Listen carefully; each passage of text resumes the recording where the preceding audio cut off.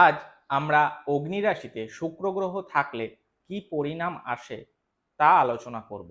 আমরা জানি অগ্নি রাশি হলো 159, মানে মেষ, সিংহ ও ধনু রাশি। তো এই রাশিগুলিতে শুক্রের অবস্থান ব্যক্তিকে প্রেমে আন্তরিক ও উদ্দীপ্ত এবং স্নেহ প্রকাশে উৎকৃষ্ট বানায়। শুক্রের নিরপেক্ষ রাশি মেষে অবস্থান অধিকতর ভালো। এক্ষেত্রে ব্যক্তি স্নেহ প্রদানে স্বতঃস্ফূর্ত এবং প্রেমের ব্যাপারে আবেগপ্রবণ এবং হঠকারী হন।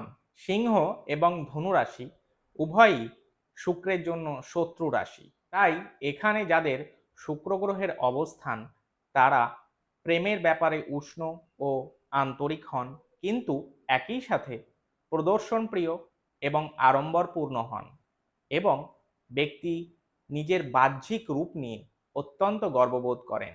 বিশেষ করে ধনু রাশিতে যদি শুক্রের অবস্থান হয় তাহলে ব্যক্তি স্বাধীনচেতা ও উৎসাহী হন, কিন্তু তার মধ্যে ইন্দ্রিয় পরায়ণতার অভাব থাকে এবং কোনো একজনের প্রেমে তিনি দীর্ঘকাল থাকতে পারেন না। দেখুন আমি যা যা বললাম আপনার সঙ্গে কতটা মিল খায়।